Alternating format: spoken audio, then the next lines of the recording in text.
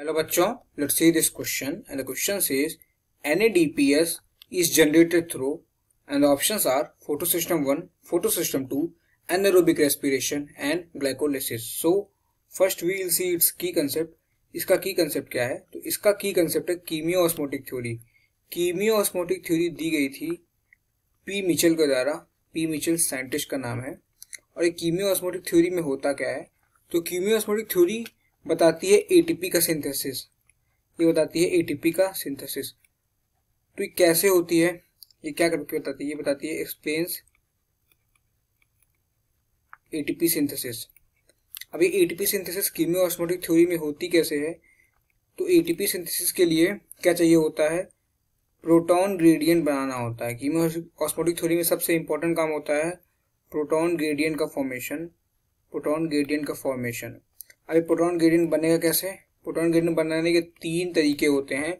वो 3 तरीके बताने से पहले एक चीज इसमें और इम्पोर्टेंट है.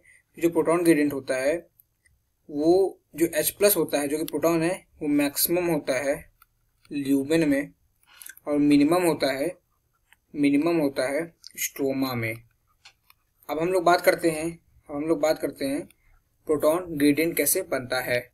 अब कीमियो-ऑस्मोटिक थ्योरी में कैसे डेवलप होता है उसकी बात करते हैं. सो 3 प्रोसेस होता है. उस प्रोसेस को समझते हैं एक डायग्राम से.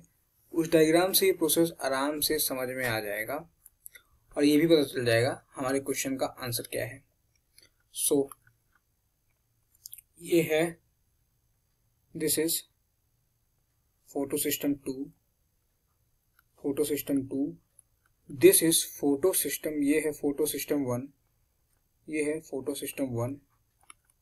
और ये है cytochrome B and F.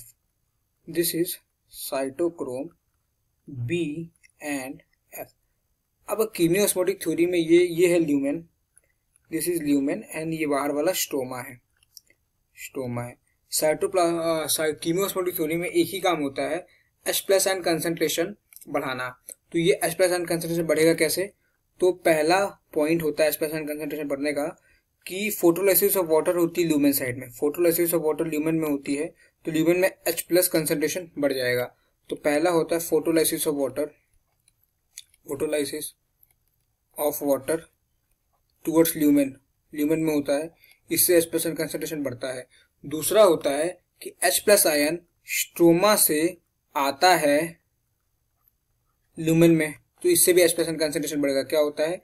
H+ ion आता है स्ट्रोमा से ल्यूमेन में, तो उससे भी H+ आयन कंसंट्रेशन बढ़ जाएगा. और तीसरा होता है NADP रिडक्टेस. तीसरा होता है कि जो NADP रिडक्टेस होता है वो स्ट्रोमा साइड में लोकेटेड होता है. तो वो क्या करता है, जो इलेक्ट्रॉन PS1 के एक्सेप्टर से आता है, जो इलेक्ट्रॉन PS1 के एक्सेप्टर से डाउनहिल ट्रांसपोर्ट से आता है, वो NADP रिडक्टेस के साथ मिलके जो है फॉर्मेशन करता है. दिखाते हैं, NADP+ है ये NADP रिडक्टेस के साथ मिलके फॉर्मेशन करेगा NADPH का.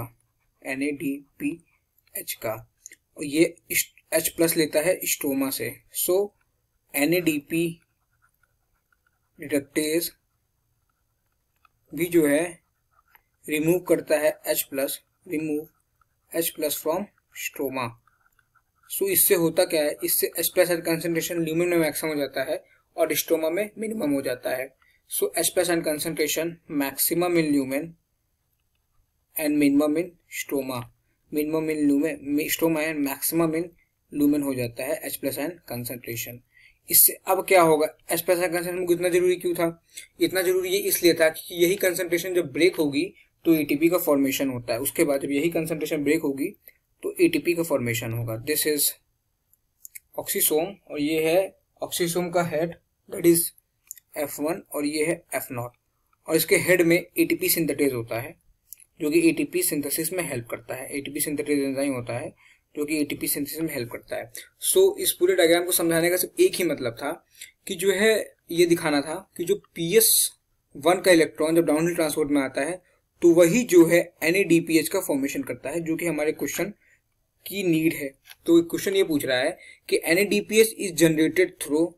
तो इस डायग्राम के हिसाब से क्लियर हो रहा है कि PS1 में ही जो है PS1 के आउटर सरफेस पे NADP रिडक्टेज एंजाइम प्रेजेंट होता है जो कि एस्पेरोस्टोमा से लेकर NADPH का जनरेशन करता है। और इसमें PS1 का रूल यही होता है कि PS1 का इलेक्ट्रॉन डाउनहिल ट्रांसपोर्ट से जाके NADP रिडक्टेज की मदद से जो है ये NADPH में कन्वर्ट करता है NADP प्लस को। सो अकॉर्डिंग टू दिस जो हमारा आंसर होगा वो होगा photo system 1, that is option A. I hope you understood it well. Thank you and all the very best.